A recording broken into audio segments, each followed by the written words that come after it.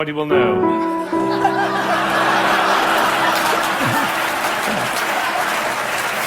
All right. So he gets to E, but it's the wrong chord. Now he tries E again. That chord doesn't work. Now he tries E again. That chord doesn't work. Now he tries E again. That doesn't work. And then finally,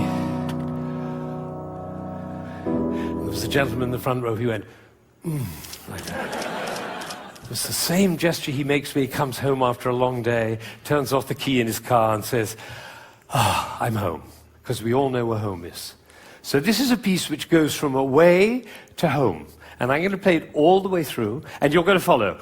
B, C, B, C, B, C, B, D, down to A, down to G, down to F, almost goes to E, but otherwise the play would be over. Goes back up to B, gets very excited, goes to F sharp, goes to E, it's the wrong chord, it's the wrong chord, it's the wrong chord, and finally goes to E, and it's home. And what you're going to see is one buttock playing.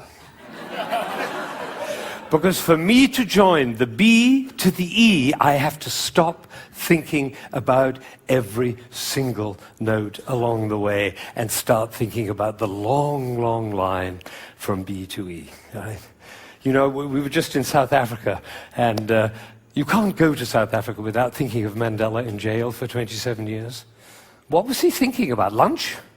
No, he was thinking about the vision for South Africa and for human beings. That's what. This is about vision. This is about the long line, like the bird who flies over the field and doesn't care about the fences underneath. All right. So now you're going to follow the line all the way from B to E. And I have one last request before I play this piece all the way through.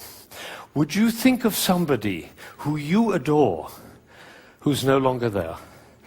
A beloved grandmother, a lover, somebody in your life who you love with all your heart, but that person is no longer with you. Bring that person into your mind, and at the same time, follow the line all the way from B to E, and you'll hear everything that Chopin had to say.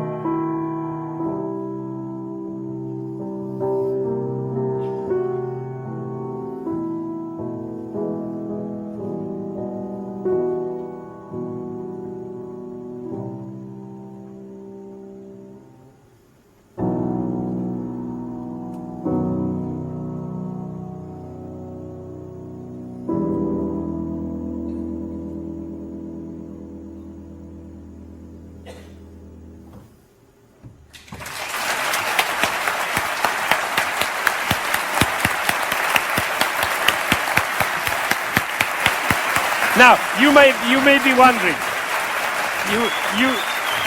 You may be wondering. You may be wondering why I'm clapping. Well, I did this at a school in Boston with about 70 seventh graders, 12-year-olds.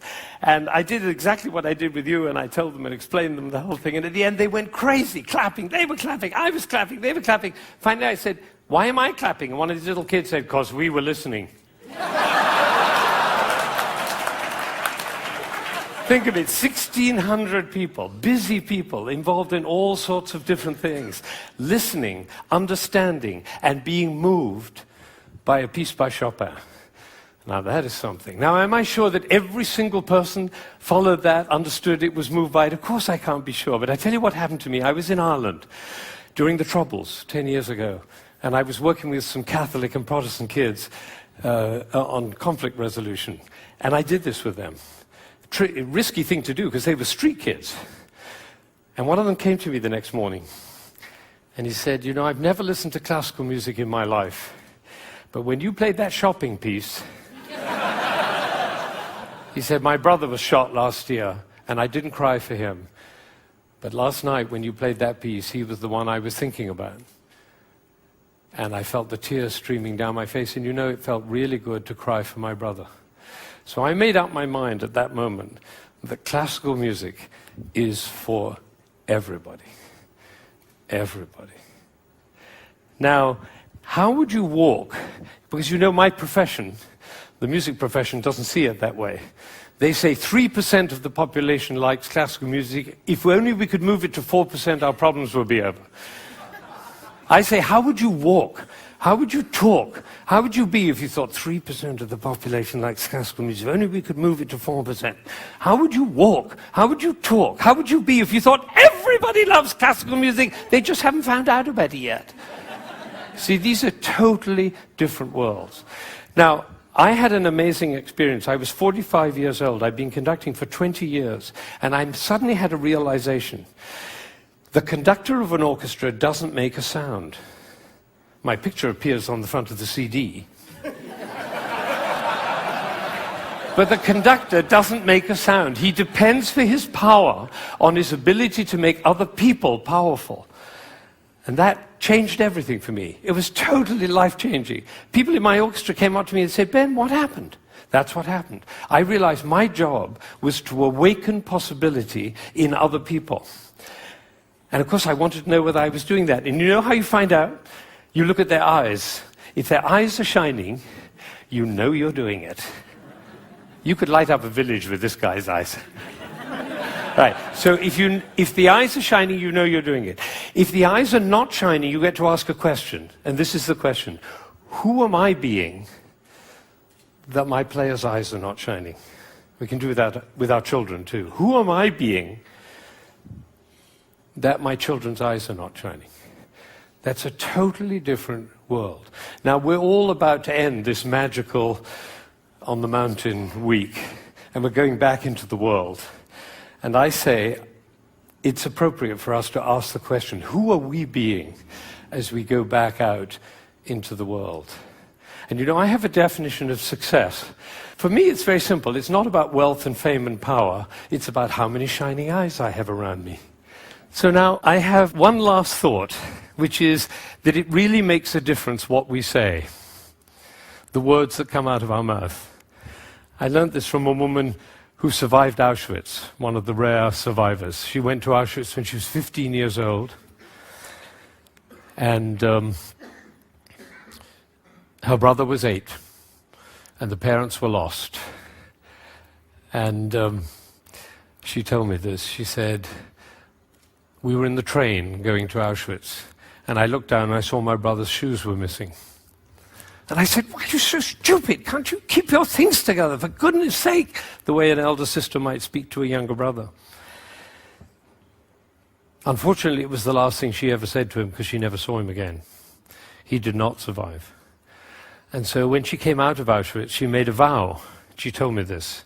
She said, I walked out of Auschwitz into life, and I made a vow, and the vow was, I will never say anything that couldn't stand as the last thing I ever say. Now, can we do that? No, and we'll make ourselves wrong and others wrong. But it is a possibility to live into. Thank you.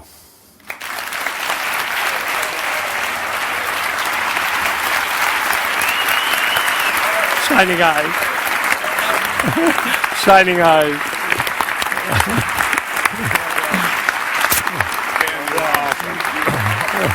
Thank you. Thank you.